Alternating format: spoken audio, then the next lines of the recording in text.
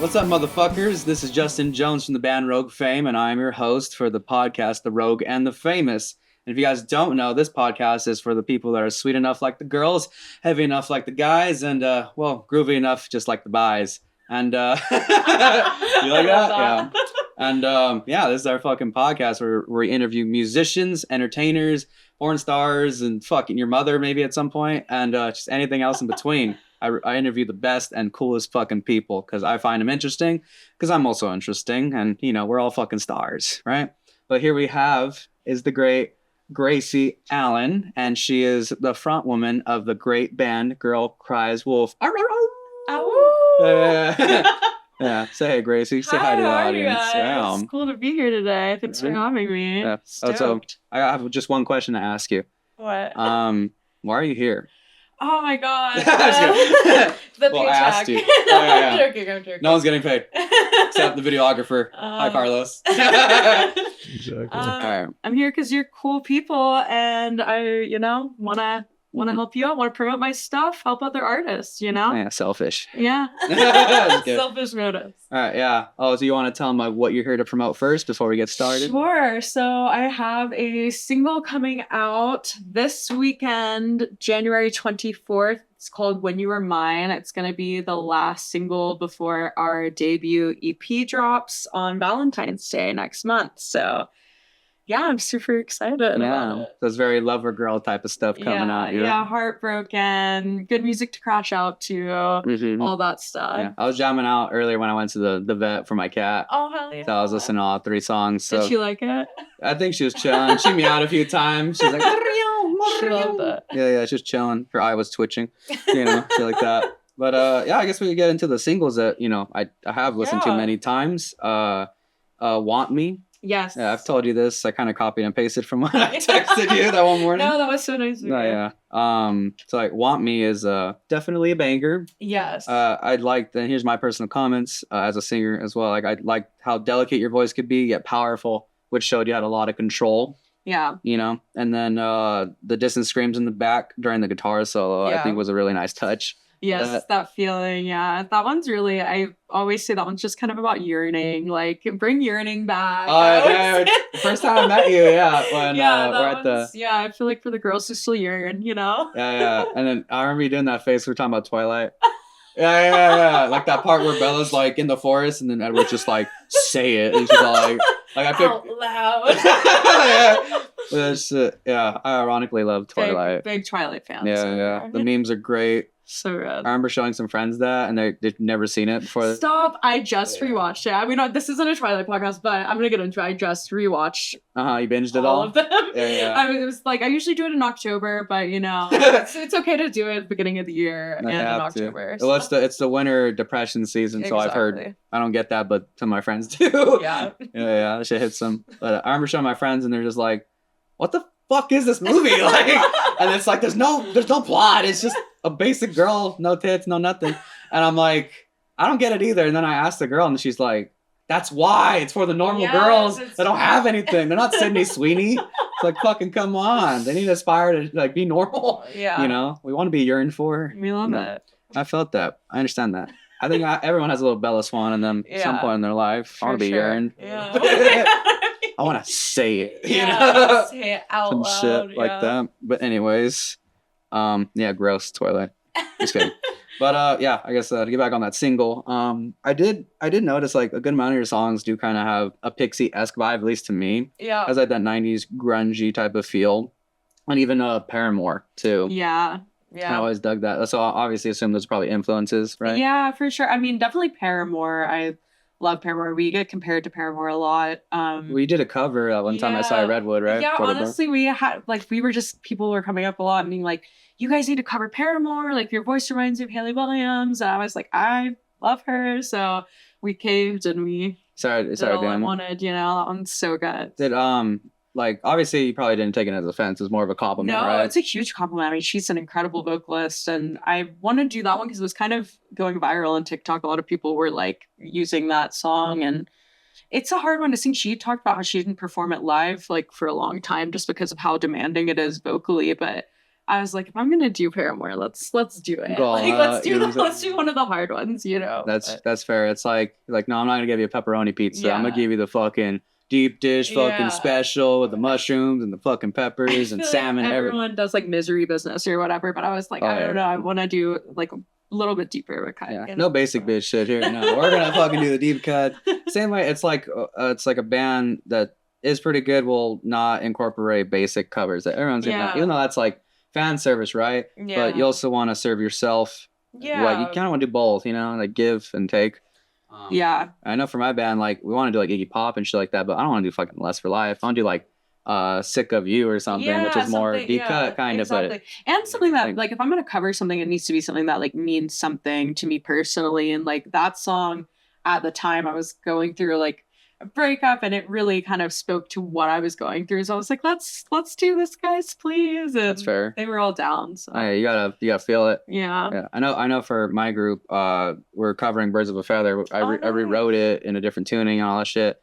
And I don't know, that song, I just wanted it to end on a really nice, fun, fluffy note because there's a Yeah. bunch of heavy shit before that. So I just want something very nice. And I know a lot of bands do that. Yeah. I mean, the Stone Age, Arctic Monkeys, they always have like a soft thing at the end. Yeah. It's very cool to send it off gracefully. Yes. As thing. So yeah, I agree. do you have like is your EP gonna kind of have that sort of? So it's actually starting with like an intro song. It's just a guitar part with some like rain noises and like some just Okay. soft little like cymbal noises and maybe even some synth I'm thinking about adding in. But Oh, okay. it starts out just kind of in an intro and then goes straight into Four Loko. And the intro that we're using for it was initially a whole different song, but Mhm. then I heard it. I was like, wait, what if we did this, you know, as an intro to Four Loko, and we do it live like that a lot? So we decided to just add it onto Keep the it on EP as a little like intro music. you So that's know? not in the singles version, right? No, it's not only going to be on the EP. It's Okay. just titled intro. So Oh, okay, got it. that'll Okay, be yeah. cool. So it's not the dum dum dum. No, That's but just that's a song. Yeah, it kind of just sets the scene for the whole EP. It's very dreamy sounding. Mhm. Just kind of gets you in the mood for the journey it's gonna take you Yeah. on. You know, that song definitely For Loco. Like to me, when I listen to that, it feels like one of those like teen movies where they're on a long car drive Yeah. somewhere. Like that movie Sex Drive. It could easily be in the beginning of that. Fucking love that I love movie. James Marsden. Oh my Yeah, god. that's such a funny movie. Yeah. Like chop the dad. You know, he's like holding in the mascot outfit and Yeah. shit. So great. So good. Yeah. See, the vocals on there were pretty cool. I got more of a Cranberries vibe on that one. Yeah. We get cranberries a lot, which is a compliment to me. I love the cranberries. Mhm. Like, What was her name? Fucking Doris or something? I Yes. don't remember. Some of that D. I should know. Sorry. Rest in Yeah. peace, girl. Yeah. She had a badass voice. Yeah, they're cool though. Oh, just this. Cool, got it. All right. Yeah, and then your last single that you have out right now, "Without You." Mhm. Yeah, I really dug the storytelling on that one, and that Mhm. also had more Pixies stuff on that Yeah. end, and it was pretty angsty and emotional in the delivery. So, Yeah. in the time when you're doing the vocal delivery, were you feeling it? Like, were you emotional at the time, or is that just like naturally for the sake of performance, you just got it? You know? You know, like that's recording is. I've done a lot of work. Like I went to school for vocal performance, and like I did a lot of work, like in the studio and everything. But it really is a mindset. Like you have to go in like giving the same like energy you're giving live, because if you're not, it's not going to translate. You know, like I was in a pretty rough spot when I recorded that, and my producer. And he's also my drummer. He was like, look, like you need to take all this frustration out like on this song. Like I know it's a different situation than what you wrote it about, but just kind of take all of this and fuel it into it. And I think that helped a lot. It was hard. I mean, I cried a lot during that studio session, but I relate. you know, it's, yeah, it ended up being really good. And we like ran it through a little small amp, the vocals. So Mhm. it really created a different like effect on my voice that I liked. But yeah, I was pretty angry and just took it out on the song. I guess. And the drum accents definitely feed that out. Yeah. And I like the one at the end where it's like, ooh, like got the highs in there. Like that Yes. shit was cool. I was like, oh fuck. Like I don't know what that reminds me of. It's just something very poppy that you could just like, I don't know, not saying like radio, but like almost like a video game or some type of Yeah. thing. It was like a little celebration, like a fucking cheerleading background. Yeah, that's type of what thing. we did. We had a big group of friends all record like the backup vocals, like the yeah. Okay, that Yeah, makes we had a sense. bunch of people come and just they were over and we were like, let's just record some background vocals for this. I wanted it to be very cheerleader sounding. Yeah, like a cheerleader troop type of thing. Because when it was just me, it sounded like sirens almost for some reason, because my voice was like all the same. It was like, yeah. It sounded like, it literally sounded like sirens. We were like, we need like males vocals in here too to make it sound more. Yeah, you don't want to be like, that's the sound of the bees. Like shit like that. Literally. Damn. So with all these like singles coming out and everything about like love and stuff, and especially like the painful ones where you're like yearning and stuff like that.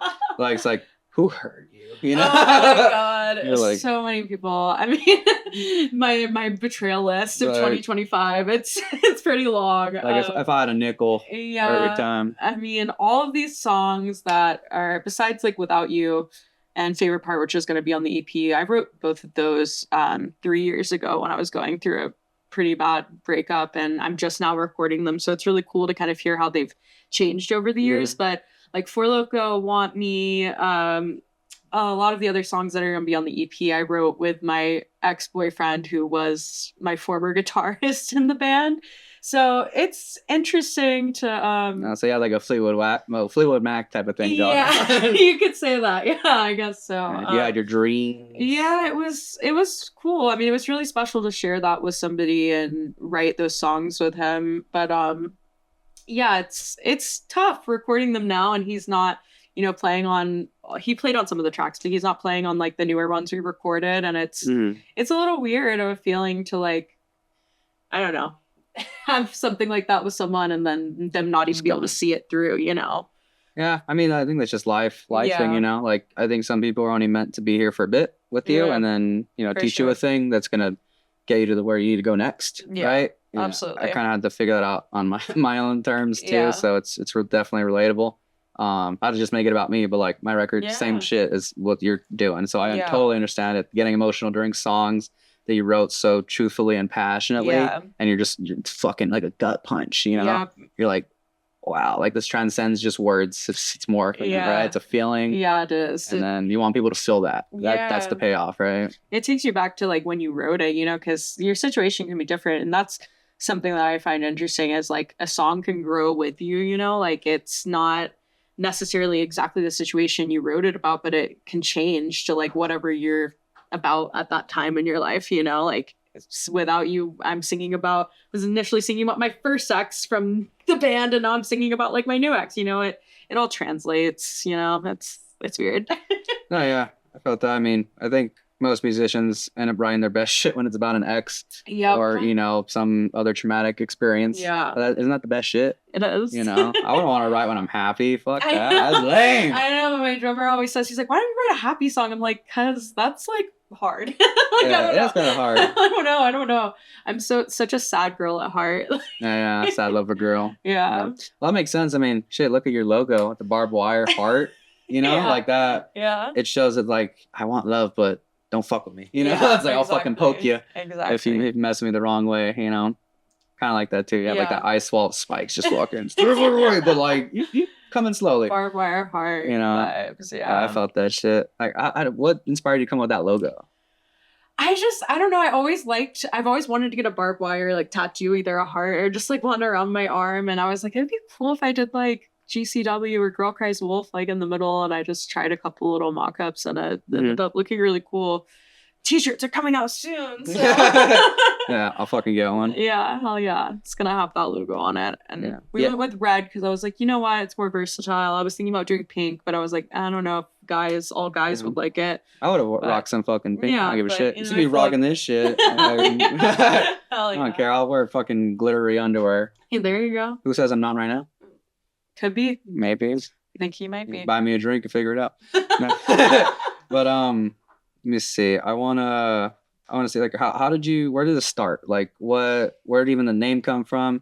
Who was in front of you when you were making this musical group happen, and how long ago was it? So it's probably about it's over 3 years ago now. I was dating this guy that I met. I went to his house party and I pretty much just never left, and like moved in. We started dating, we started making music together, and we came up with the name Girl Cries Wolf because his middle name was Wolf with an E. And so it was originally Girl Cries Wolf with an E. So he's white. It's white, yes. Got it. So it was originally Girl Cries Wolf with an E. And then we ended up breaking up. And I dropped the E. Double Fleetwood Mac. The Girl Cries Wolf. And I didn't know for sure. I mean, all the music we were making back then, we had like a whole EP going that we were going to release and we were recording, but we parted ways, and so that never came to fruition. But we did have one single that I ended up releasing from that EP. It was called The Good Liquor Store. It was on iTunes and everything for a while. I just took it off, so sorry if you loved that one. But yeah, you have to just get the bootleg tracks. Yeah. People still know what that is. Yeah, physical maybe media. I'll put it on Bandcamp or something if people ask. You pay for it, bitch. Yeah, $5.99. Exactly. A little more than a Little Caesars pizza, but it's worth it. It won't feed you, but it'll distract you from the horrible stuff your life is. There you go. But yeah, I released that one, and then I went into rehab after that relationship, if we're getting deep. Like a love rehab type of thing? It was more for like PTSD and trauma. I was also struggling with addiction and alcoholism at the time. I still do a little bit. But I went into rehab. I didn't really know if I was going to still make music after that. It was a really hard time in my life. And when I got out, I decided, I was like, you know what? Like, I worked so hard on, coming up with this name, coming up with all this music, and I'm going to like keep going. So I formed a whole new version of the band and, just kept going and wrote some new songs, was with that group for a while. And then Jess and Anthony joined, and now the band as it is now, I don't know, we've been together like a couple months because we have guitarists come in and out, but yeah, it's been going good. We're gigging a lot, and we have this EP coming out, so it's going pretty well. I guess I'm glad I didn't give up.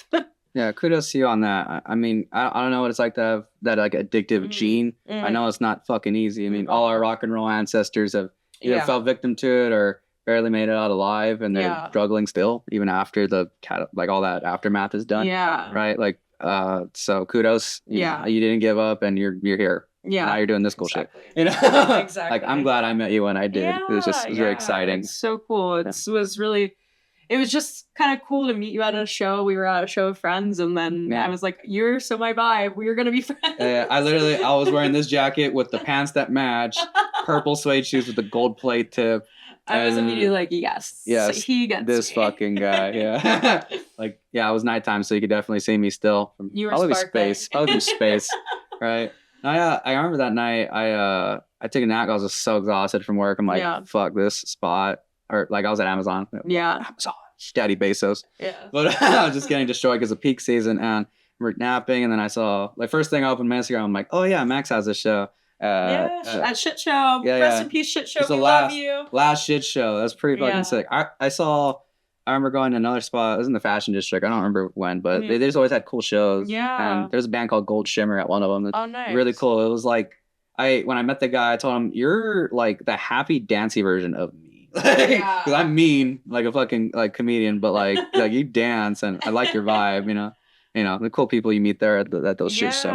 I really wish they still had those, but I know. I think they're gonna like keep doing that. I don't know, probably somewhere else. I know they don't have that spot anymore. But shout out Anime Titties, shout out Circling Saturn, love you guys. Anime Titties is the band that throws those shows, and they're fucking sick every time. Awesome. Yeah, the ones I went to, fucking immaculate. But yeah, that was a cool show. I remember meeting a lot of cool people that night. It's always nice to just see you guys at shows and talk shit, meet new people. Yeah, it's new experiences. Cool. Just the community that like they created with Shit Show and everything. It's really, really cool. I've always met some people there. Like we played at one of them, and when I went to that show, I had people come up there like, Girl Cries Wolf. They're like, when's the new music coming out? I was like, oh, you guys remember me? Like, that's fucking cool. And they knew, like, they had seen you before. Yeah, did you know them?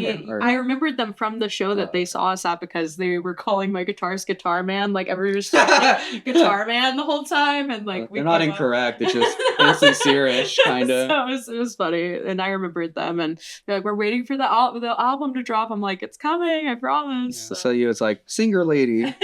Yeah. Or it's funny when the front people get called like the band name. Yeah. Maybe if it doesn't make sense. Like, imagine if you like walked up to Dave Grohl and you're just like, the Foo Fighter. Like, you're not gonna say that No, shit. I thought for a while, I was like, should I go by girl? Like, Just should girl. I just be Hey, girl? Yeah. Like, I'm girl. Like, I'm girl. But I don't know. I was like, is that stupid? That's Cries over there. He's on Cries. bass. My drummer's the wolf. Hungry like the wolf. Yeah, he is. Yeah, that show. I remember that being cool. It was good vibes. Yeah. You know, I like how when you like, I'm not sure how often you go networking. I'm sure you've done your fair Yeah. share. It's like when you've done it a lot and you grind it through, wherever you go, at least in my experience, you know somebody or someone remembers for you. sure, yeah. And then you get a free drink or a free pass to go somewhere Yeah, where most people exactly. can't, and that's fucking awesome. It's the perks, you know? Yeah. There's people at Viper Room, the whiskey, people remember me and they're like, oh, you're that fucking guy. Because it's like either the suit or one of these fucking things just leaves that impression. I'm sure you got that same thing. You got the French thing or yeah, I try to do like this is something I've been thinking about. I'm sorry I'm not taking over your podcast, but hair is so like important in the industry, especially for girls. Like they talk about how like hair is such a signature look. I'm like, do I need to change it up? Is the platinum too basic? Like maybe I do like a red with like some blonde streaks in it. I don't know. That'd be dangerous. Figure out how to like be more recognizable. Like you have your whole aesthetic. You know? Rich, like, slightly sluttier Richie Valens. Yeah, exactly. Like I need to kind of figure out how to hone in on mine because I do have a like specific kind of style, but I need something that makes me like recognizable. Well, I dig your hair color because I mean, usually I think when someone is white and they have like a more like wider like hair color, it's too much. Yeah, you know. But for you, it's not. It's for some reason you just. Yeah, they're literally fucking Narnia type shit, you know? Like it fits on you. But what it's like pretty much silverish white. Yeah, I mean it's like platinum. I mean it's about as platinum as I can get, but yeah. Silver surfer type shit. Shout out Dustin, my hairstylist. I love you. Yeah, but a look is really everything though. It's like I've heard how record industry people like talk, or at least in interviews or documentaries, they're not what do they sound like? What do they look like? Yeah, because it's always that. Because that's what's gonna sell at the end of the day. You like say your album covers the 4 of you or 5 of you. How many people are in your band? What do you look like, and what are you giving off? What is your overall vibe? Are you confident? Are you this incompetent schmuck that like no one really respects? You know, like for me personally, I was envious of bands for a long time when I couldn't get one. You know how hard it is to find members, especially ones that stay. Yep. And like I would just go watch bands, and I'm like, it would be hard for me to enjoy because I'm just saying the singer just be like, oh, thank you. Hope you like this next one. And I'm like, hope you like this next one. No. Like for me, you will fucking like this next one. Yeah. That's what I said. I don't say thank you. I say you're welcome. And then I say you're going to fucking love this next one. It's like exactly. Anthony Justin, like, is a comedian. He talks like that on stage. Yes, I fucking love that. I love his shit. He's like, you're going to love it. And I'm like... Like I'd want, like, here's when I give people an example of how a proper attitude you should have as an entertainer, because it's just, you're going to establish your dominance in that room or wherever you're at.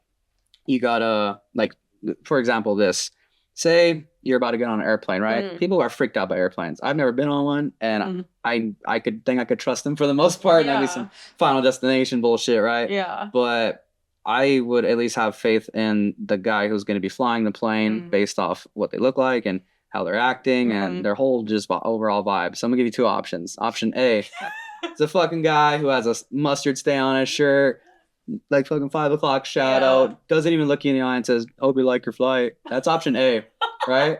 Option A might come off a little obnoxious, but he's fucking well-groomed, fucking tucked in shirt and shit, and he looks at you, puts his hand on his shoulder and is like, you're gonna be just fine, baby girl. Who the fuck are you gonna trust flying your ass to China or Mexico, where the fuck you're going, you know?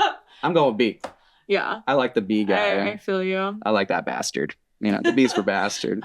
You know? I dig the confidence of anybody on stage like that. Yeah, you have to just like fake it till you make it. Like I feel like it's like that's so cliche, but it's true. Like I used to struggle with like imposter syndrome a lot. I was like, oh my God, am I actually this? Like, I don't know, I'm just pretending. But like at the end of the day, everybody's just pretending. Everybody's pretending. We're all playing pretend. Like, you know, like it's like that Rush song. It's like we're all performers and portrayers. You know, we're telling stories here, you know? Yeah. It's like I think that just goes back to like fucking native times when they're having those circles and they're telling stories about fucking eagles in the sky or whatever the hell. It's all the same shit. You know, we're just, you know, have electric guitars now. Shit, you know? We look a lot cooler. There's Amazon shit and we're just fucking, this is my outfit. Let's go. You know? Fucking cheap chips and guitars. I'm just projecting. That's me. You know, like I love I love just telling stories on stage and just, Yeah. being crazy. And Yeah, we we're like that too. storytellers at the end of the day, like 100%. I love that. Yeah. Yeah. I appreciate you like for wearing what you wear, especially the shit I had gave you. I know. I was like, Oh fuck. my god, you missed it. My last show at Good Times at Davy Wayne's. We will be back there February 12th for our EP release show. So promoting it shamelessly. The But plug. No, that's the whole point you're here. It's a plug shit. I wore a cheetah print top with the cheetah thing, print you jacket double- over it. I was like, let's be gaudy. Yeah. Let's like Denim like on a- denim, but yes. leopard on leopard. It's like 70s like themed bar. So I was like, if I'm gonna like do it anywhere, do it there. So Yeah, that that's makes my sense. favorite place to play. I'm sure you took it off over like one song though, right? I got like Oh pretty my hot. god, yes. No, Yeah. I played, Sorry. I think we started with When You're Mine and then we did Celebrity Skin like just straight into it. And I'm like halfway through Celebrity Skin, like taking it off. I'm like sweating. You're like, I'm alright. Yeah, I agree. One song's enough. We got the video for that. Exactly. We got photos. That's all that matters. Yeah, that's a warm ass jacket. I just had it in my closet. I'm like, look at this a Gracie, just because like I don't know. I had other ones. Clearly, I have one for like every day of the fucking week. So I'm like, let me shed it. I'm wearing the fuck out of those ones you gave me, so I appreciate it. Well, I'm glad they went to a good home. Yes. Someone actually could love them a little more than I could. Yeah, have mine, but it's good to give. Yeah, felt good to see them out in public. Yeah, and out in the wild. Yeah. Well, it's like some are pretty fucking warm and some aren't as. Like this one, not gonna keep me that warm, but sometimes you gotta suffer to look a little good. You know what I'm saying? Exactly. Exactly. Fuck. Well, what's like your creative process like? Like, do you sit there and just gather up like say in your notes? You're just like, oh, line here and there, line. I have like a lyric notebook I usually just carry around with me, and like when I get inspired by something, I'll just jot down some notes. If I'm not near it, I'll talk into my phone or type into my phone, whatever.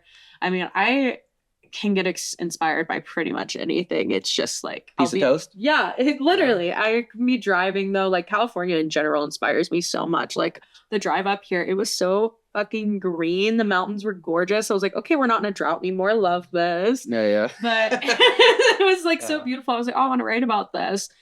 But yeah, I'm like, I think the next song I'm gonna write, I'm writing about kind of my ex best friend. So I've been kind of, you met her. So. Oh, right. Oh, yeah. So I'm currently kind of brainstorming some stuff about that situation. Yeah. Yeah, that was a funny night. Yeah. Yeah. Wine nights at my place get out of control. Yeah.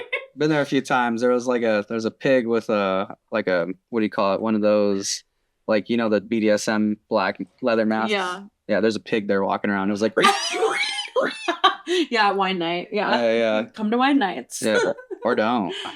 You'll be safer. You'll be safer. Asking there was no pig. It was a man doing that. Yeah. All right. You're like dancing like Sinatra or some shit. Oh, I was dancing to Sinatra. That was You nice. get a couple glasses of me. I'm gonna be on the ground doing the splits, like singing Frank Sinatra. Yeah, I'm a fucking lightweight. That's why I didn't really drink. I had like my Smirnoff I left there from the last time. Right? I iced myself in front of everyone. Oh yeah. I was like, oh my god, why are you guys icing me? Like nobody did. I get on one knee, I chug the whole thing.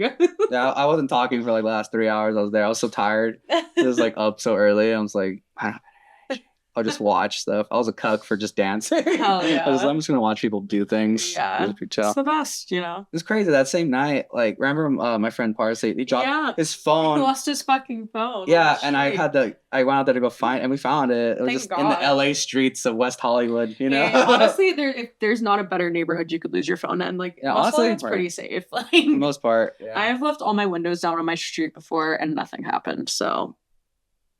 I'm not telling you to do that. I'm just saying I did it, and the mob's protecting you. They're like, don't fuck with Gracie. It's weird though. When we were walking back down after I grabbed his phone, there was there was a club right there. There was like two clubs, and copy. every girl looked exactly the same. It was like with a real Slim Shady police stand. Yeah, literally. They're all wearing the same fucking uniform. black, the black black miniskirt, yeah, there you go. Black crop top, black leather boots. It's same plastic surgery. You know who you are. You know who you are. It was like the Temu version of Kim Kardashian all the time, just like duplicated.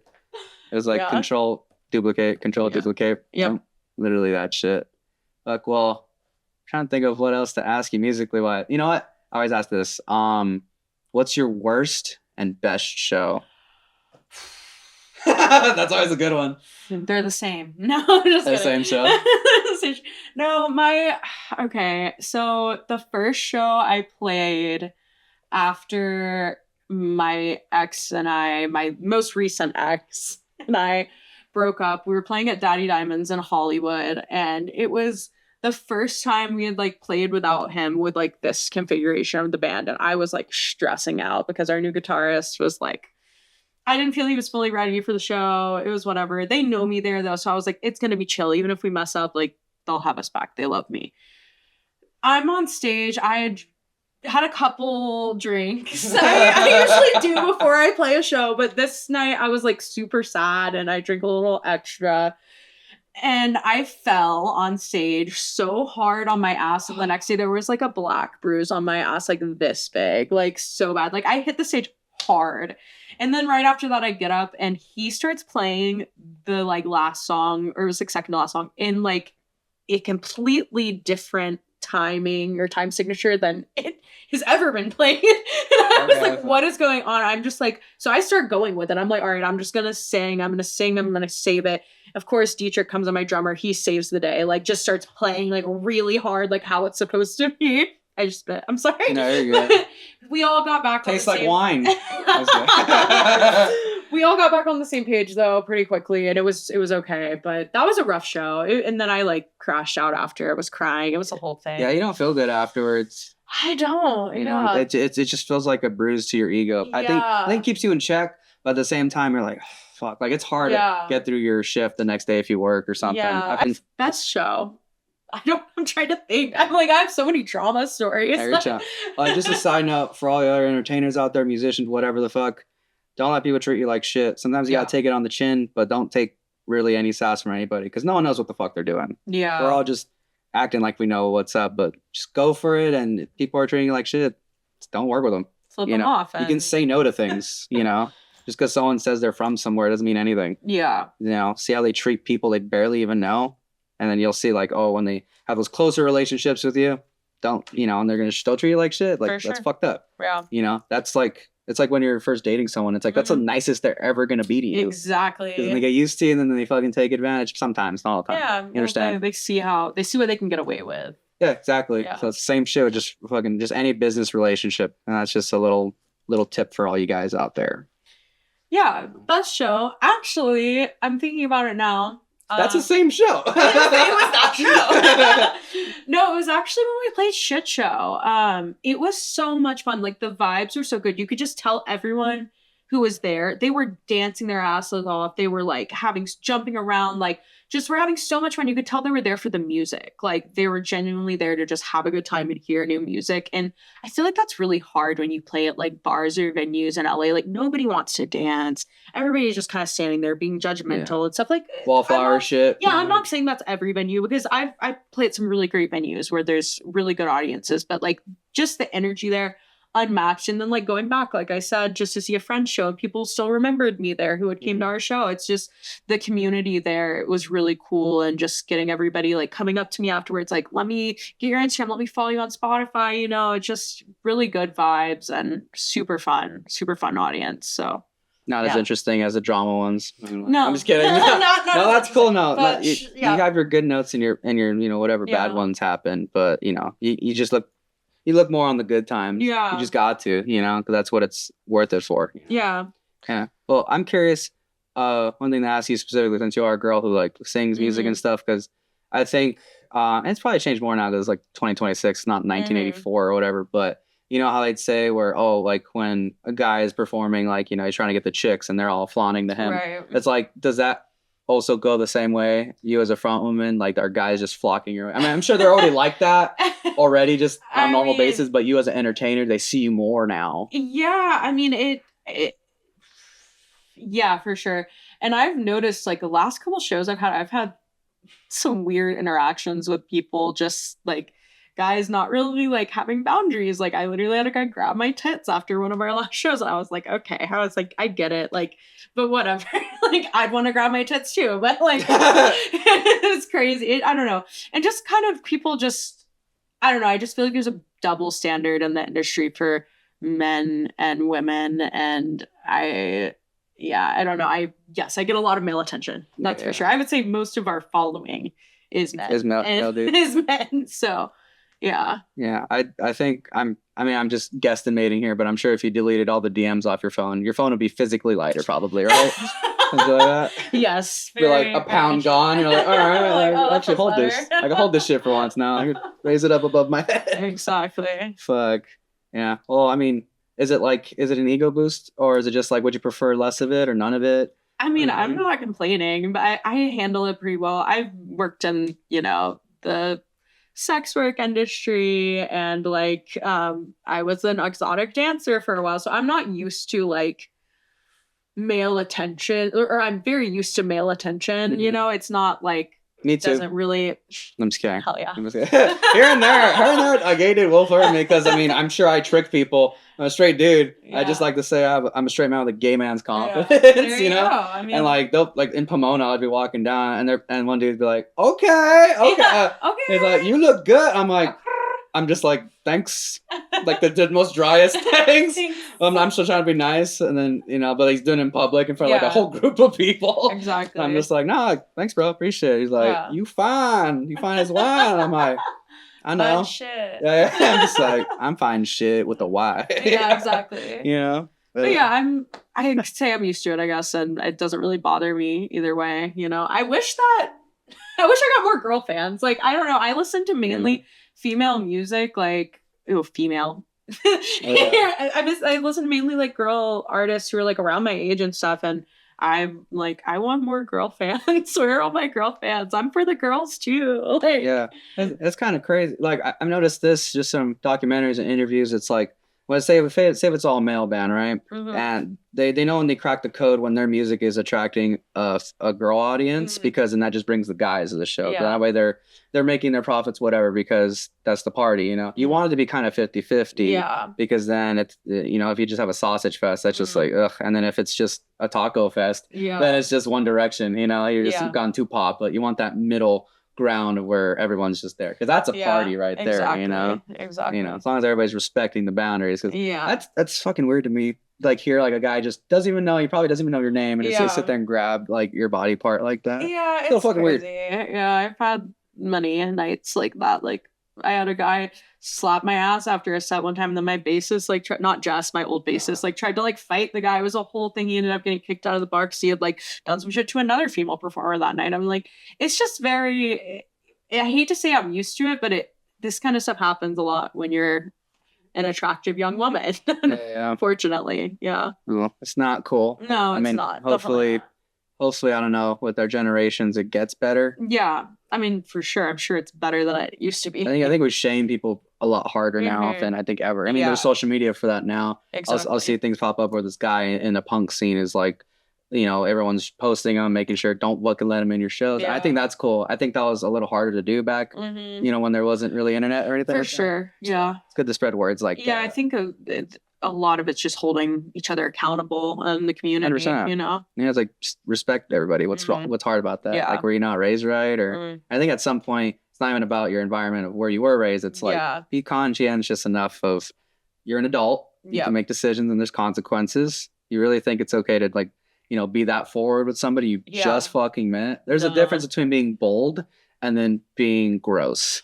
Yeah. It's like you could say some shit that's a little like, risque, but like not to the point where you're like making someone feel uncomfortable. Yeah. Absolutely. There's class to it. Yeah. And I think once you master that, it's fucking all just rainbows and unicorns and shit. But if you don't, and you're this weird, awkward fuck, it's like, you need to go back to training. Yeah. You need your Mr. Miyagi or whatever. Like, stop going to Andrew Tate, Yeah, literally. You take the Keanu Reeves type of fucking tests and shit.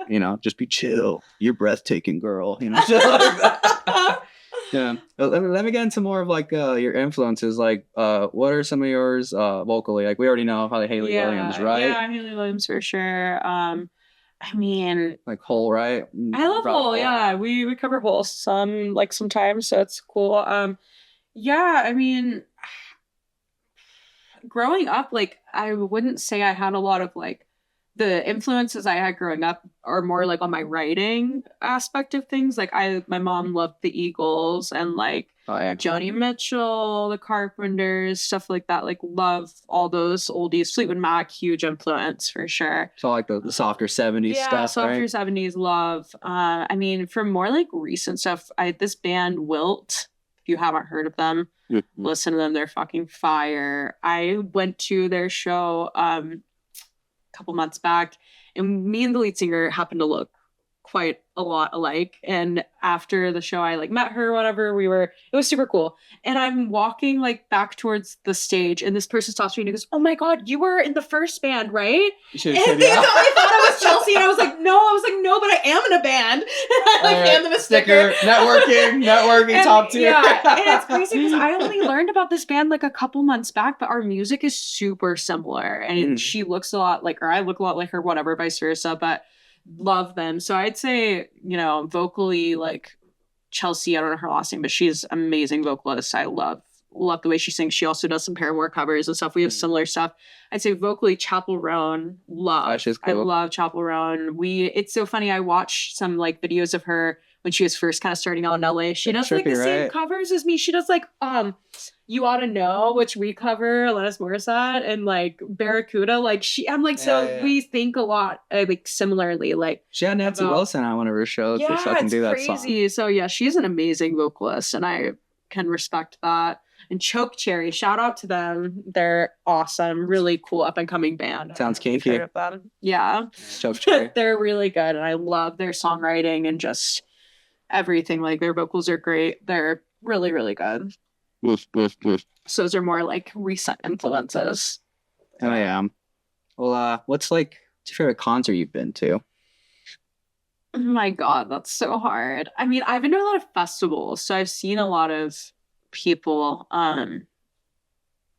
The first concert I ever went to was Miley Cyrus. Really? It was fucking epic. Wait, is this pre? This was like right when she was like leaving Hannah Montana. Like it was right before Can't Be Tamed came out. It was, I don't remember what tour it was. So that's previous to Wrecking Ball. It was yes, but it was so. I was super young. I was like probably 11 or some shit, and oh my God, it was just iconic. Definitely, like she was starting to get more into her like rock.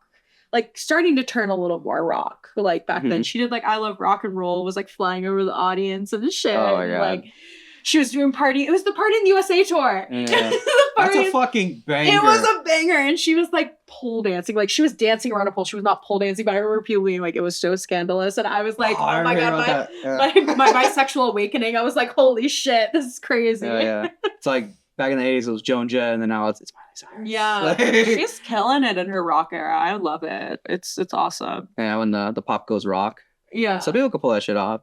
And we saw Youngblood do it. Yeah. He's always been a rock guy, but I feel like a lot of people don't realize pop people also listen to other shit other than pop stuff. It's true. Yeah, Youngblood's fucking murdering right now. Yeah, I love that guy. His interviews, his podcast, I've seen him on. His body's tea. Cool guy.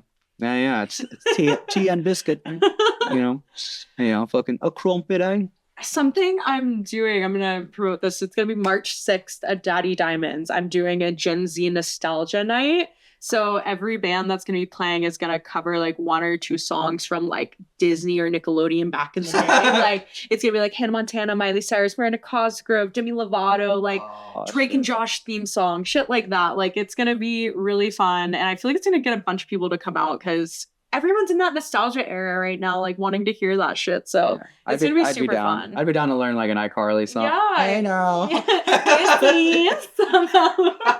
Dude, yeah, it's going to be really fun though. I just decided to do it. I thought about it and I was like, I bet I could get some bands on board to like cover some old stuff and just be fun. And then the rest, you do your own music. And that's a good way to just get people out to hear you, you know? Yeah. Didn't fucking, what's his name? Corey Taylor from Slipknot. He did like the SpongeBob song. Yeah. Like the whole fucking thing. I think one of the bands is going to do the Jimmy Neutron theme song. So I don't remember how that one even goes.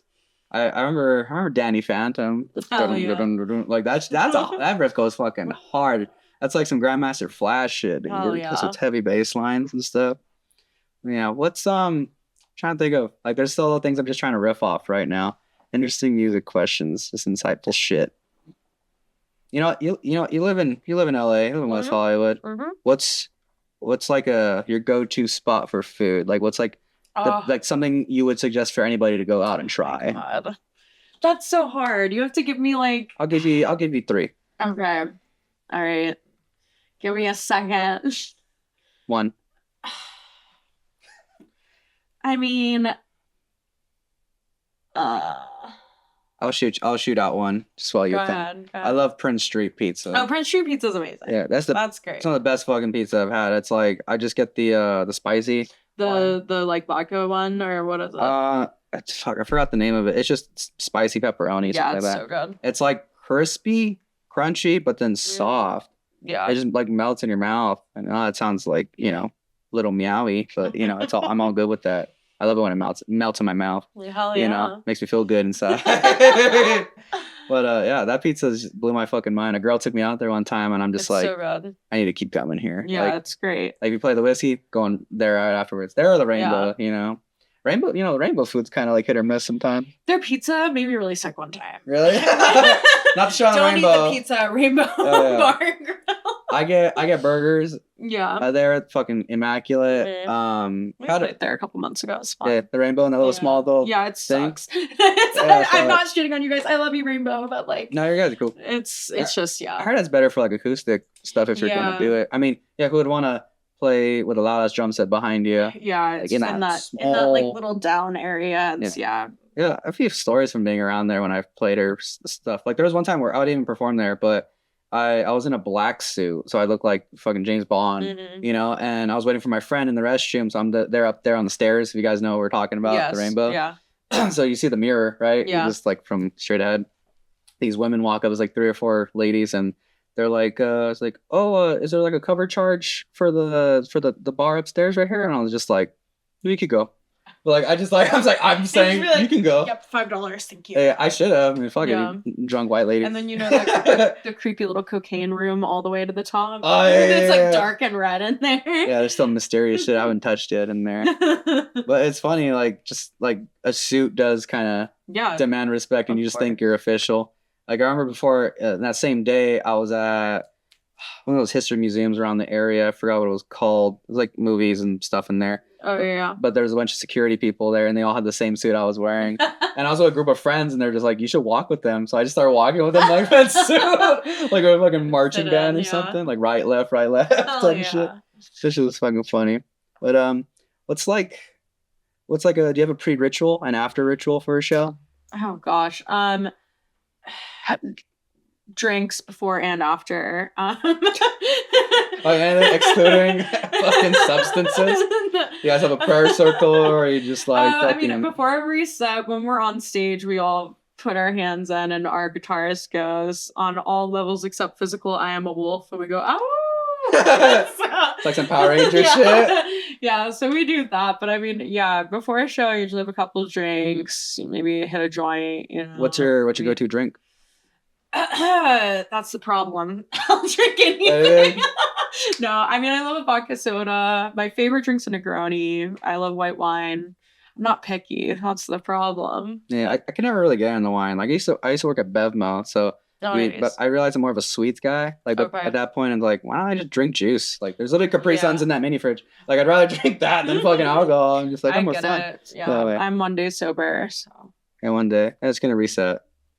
Maybe after this we'll just go to somewhere. No, I'm having exceptions because I'm recording after this. So. Oh yeah. Is that like you're still updating stuff for this EP? For the EP. I'm exhausted. We're finishing Fame. That's the closing song. Oh yeah. Fame right here. Yeah. Right there. Yeah. So we're finishing that one. Everything else is like pretty much done. It's just I have like a talking section I'm doing in that one. I'm giving away secrets, but I have a talking section I'm doing. So I'm kind of finishing writing it because usually in the live set I just use it to introduce the band. We do like a little jazz funk section and like so it's I remember you do that. I've seen it. So I like introduce the band, but I always intended for it to be like a spoken section of the song, but I'm still finishing that up. That's fine. Tying up loose ends, That's fine. I mean, you set your release date. That's what you want. So then you need to have it done before that. Yeah. I think that's important instead of just having it linger on until you're finished. Then there's less urgency, right? No, exactly. I that's why I kind of did it. I was like, hey, like and I also added 2 songs to the EP last minute, so Oh shit. that's kind of, we have all the instruments are done. It's literally just vocals, which you know. Is how many songs are on the EP? Let me ask you that.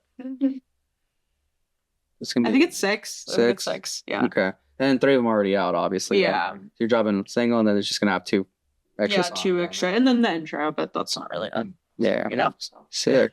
Oh yeah. You know that the heart backdrop I'd let you borrow for the thing. Yes. Yeah. Oh my gosh, that's gonna be one of our new singles. The single thing, right? I ended up fucking selling it just because I saw. You sold it? Yeah, I saw a better one that I could use, and it was multiple, and it was cheaper. Oh, cool. So they're more like they're not. It wasn't a thick wood one. Yeah. It was like these metal bar metal bars, and they had the lights on them.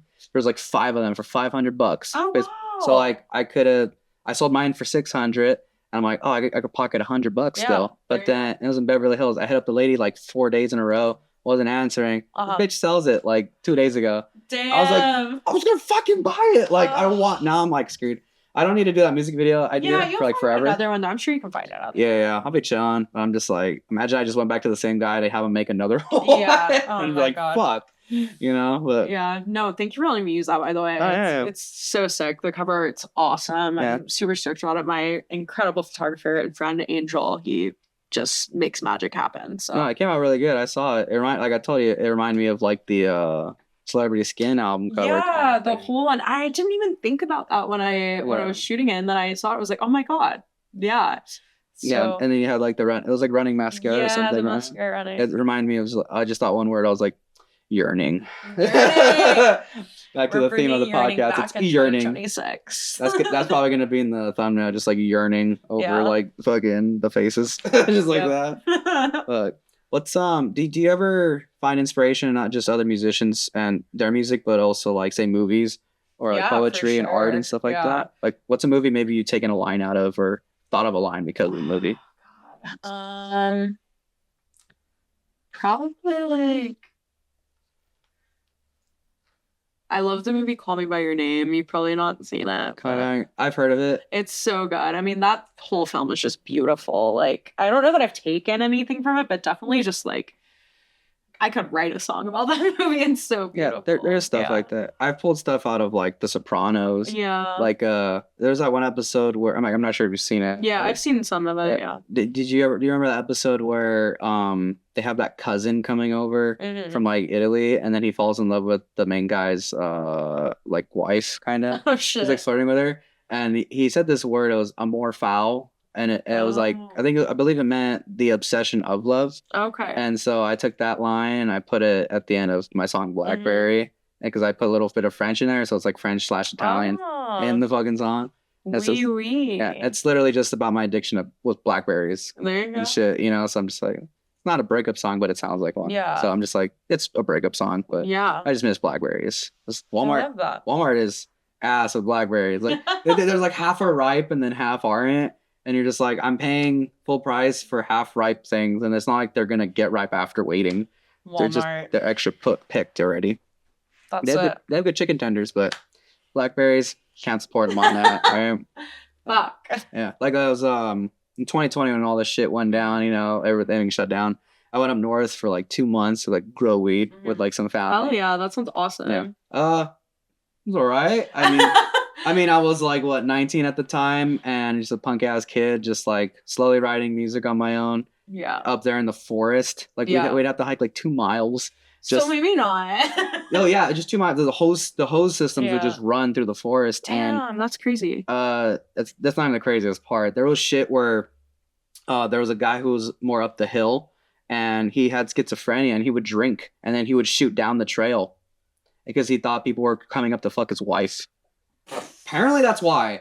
That's what I was told. And there was even Native Americans that would drive over who would steal shit from people. Oh my God. So, and my said that's like an ex-vet. So like he would just be aware of all the surroundings, and he taught me the trail, and he sent me there one time to go alone. And like I kind of got not lost to the point where I couldn't find my way back, but I was like, I took a wrong turn. I need to turn back. But then I heard a fucking bear.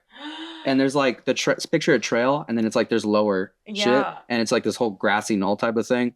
Bushes and shit, you can't see it, but I heard like a Whoa. No, Yeah, I was no. like, I have like a fucking big ass machete knife thing, but I'm like, it's still a bear. That's a black bear. They're pussies, but like, still, if it's hungry enough, it's not gonna be a pussy, you know. Fuck that. So I had to slowly walk quietly, you know. And I get back, I'm like, there was a fucking bear, and I can't turn off the sprinklers. So then he went with me. We went, and it was almost dark. Oh, God. And that's not even the fucking. That's one of the scariest times. The other time was I was walking, and I went by myself, and I was like, fuck this, I don't want to do this shit anymore. And I was being all loud, and I'm supposed to be sneaking because there's a guy's house next to ours. So when he doesn't hear, so he doesn't shoot down the thing. And my dumbass was being too loud, and he was like, "Hey, who's down there?" I was like, "Fuck!" And he's like an ex-Vietnam vet No, too. hell no. So like he fucking heard things in the trees, you know? No. So I fucking hid in a bush after running through the fucking trail, and then thank God I wasn't followed. Yeah. And then went to go do my job, and I came back, and then it was fine. Like there was like it like reset the NPC, you know, like it was fine. And I was so fucking scared, dude. Like, Jeez. and it's like I just grew weed for a bit. I figured out there's like male weed and female weed. Yeah. Oh, yeah. And sometimes the male weed would grab the female weed's breasts, and it just wasn't cool. I'm just kidding. No, apparently male weed there is like they're whores though. It's like the males will like the wind, the spores will carry the. Well, the female plants are what you could smoke, right? Yeah. And then the male plants are hemp, right? Or no? Is that what it is? I don't even remember all the science behind it, but all I knew was we can't let the male stuff touch the female stuff because then the spores will travel through the wind and infect the female, turning it to male. So then it's like then you have nothing. There's no buds, no nothing. And sometimes we have bunnies and shit eating it, a bunch of crazy shit like that. High as fuck.